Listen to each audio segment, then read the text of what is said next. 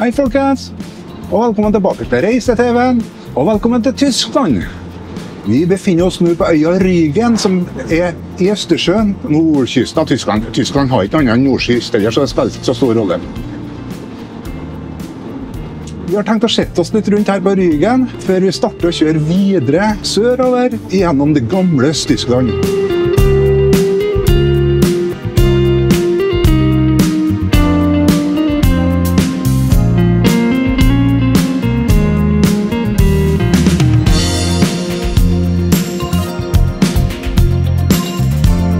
Øya Rügen er kjent som et mye besøkt ferie- og badeområde. Vi valgte å besøke byen Sellin, som er en av flere badebyer på øya. Badebyene ble nasjonalisert etter andre verdenskrig av DDR, og manglende vedlikehold gjorde at de forfalt de neste 40 årene. Etter at de to tyske statene ble slått sammen i 1990, startet renoveringen av blant annet Sellin, slik at det nå fremstår med fordums prakt.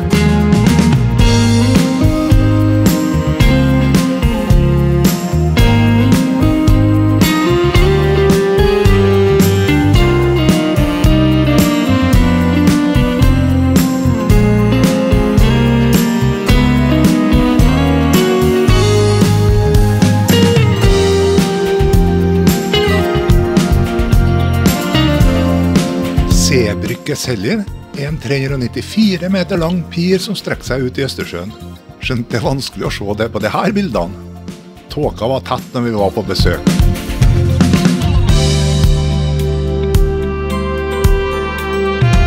Så da er det bare å rusle utover for å ta den over 100 år gamle konstruksjonen i nærmere øyesyn.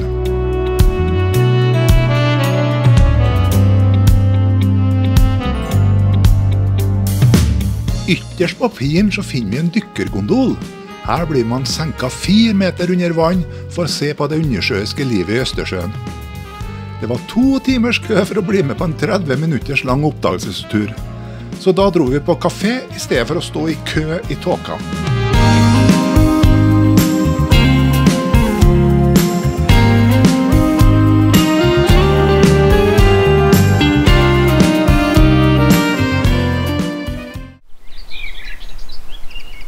Vi bodde på reisemobilstellplass Lauterbakke i Puttbus de første dagene vi var på Rügen.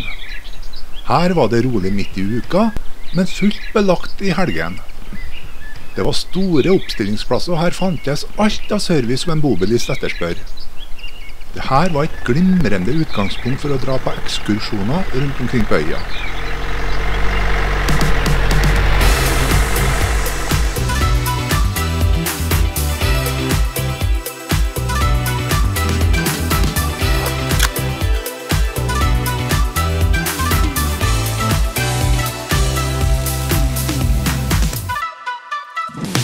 Nå er vi på vei til Jasmund nasjonalpark, som ligger på nordøstkysten her på Rügen.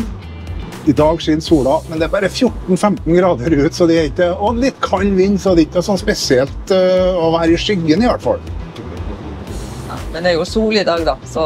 Ja, det er kjempestor forskjell på at det er sol og ikke, altså. Ja. Så har vi vært på utkikkstårnet Prora og fått sett utover byen Prora da. Det er en landsby, altså. Kanskje mest berømt for Kolossen i Rügen, som var en bygning som er 4,5 kilometer lang. Den var vi også besøkt her, og det skal du få se litt av nå.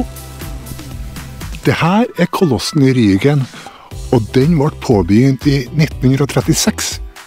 Når andre verdenskrig startet den 1. september 1939, så stoppet arbeidet opp. Etter krigen så ble bygningene stående ubrukte.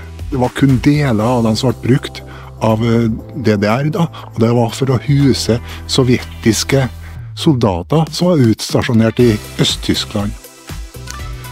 Nå har man begynt å restaurere den 4,5 kilometer lange bygninger, og noe er ungdomsherberge, noe blir hotell, og så skal det også bli leiligheter bortover her.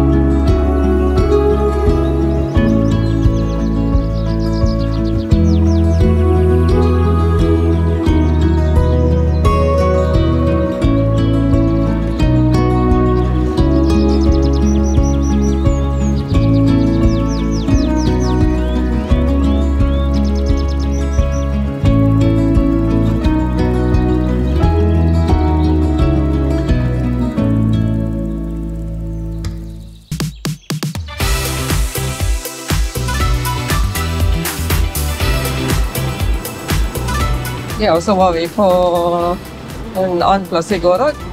Ja, vi var så på sandskulpturene. Ja. Også dem ligger I Prora. Det var kjempeartig også. Ja. Nydelig arbeid. Der har de virkelig gjort seg flid for det, de figurene jo da relatert til lokalhistorikken her på øya Rygen. Både med hensyn på bygninger, kirker, og også folk som bor og lever her. Og har bodd og har levd der.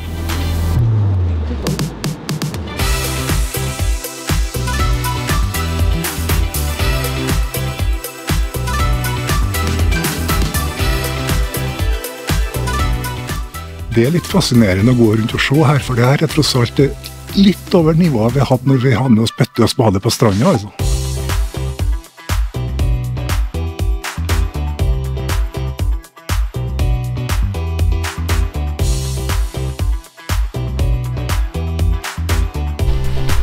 Og her ser vi den lokale jernbanen, smalsporet jernbanen som ligger oppe på Rygen her, nemlig Rasen Råland.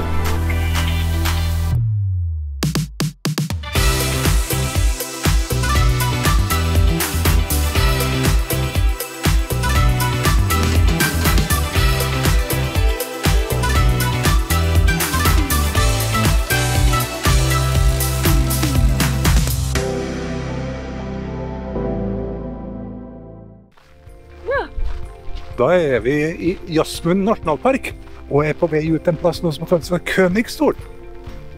Vi har funnet oss en bobilparkering her, og nå skal vi rusle utover. Jeg tror det står at det 3,5 kilometer utover en vei.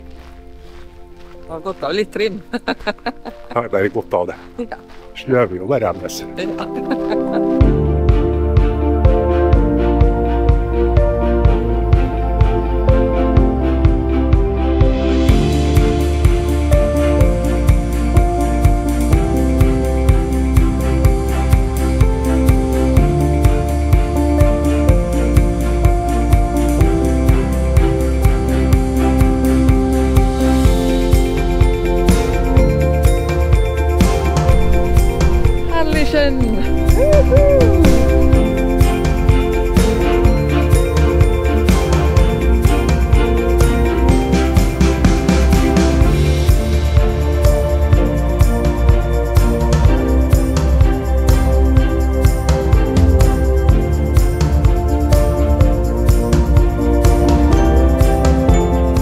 Königsstol, eller Kongestolen, en utsiktsplattform som bygd for at man skal kunne se de spesielle kalksteinsklippene her på Rygen.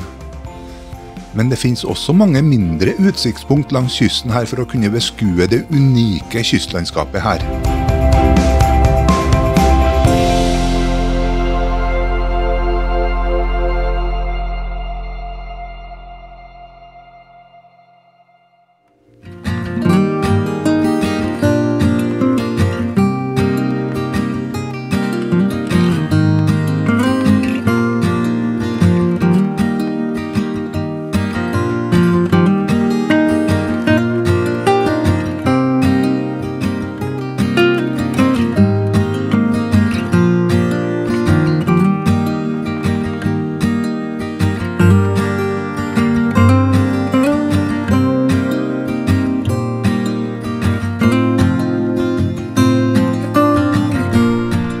Hei!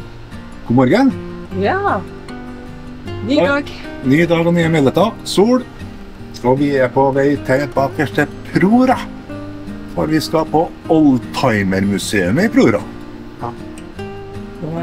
Mye der, tror jeg mye fint å se på. Ja, mye gamle biler, gamle tog, gamle tankser, skal ifølge internett I hvert fall. Ja. Må vi se på, ja. I natt har vi bodd I Hagen. Altså, tettstedet Hagen, ja. Og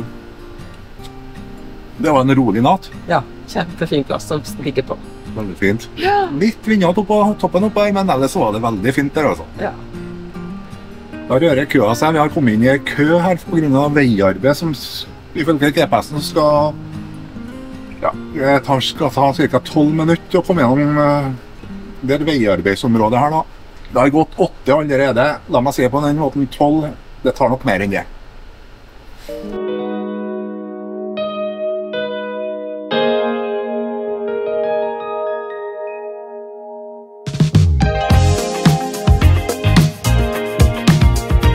I den militære delen av utstillingen så finner vi mange sovjetiske kjøretøy og et MiG-jagerfly. Og sannelig så dukket det opp en militær trabant også. Bilutstillingen er litt snedig organisert. På venstre side ser vi biler fra Øst-Europa, mens på høyre side så er det vesteuropeiske biler fra samme årstall. Den tar for seg biler som er produsert fra 1949 til 1989, altså den tidsepoken hvor Tyskland var delt i 2 stater.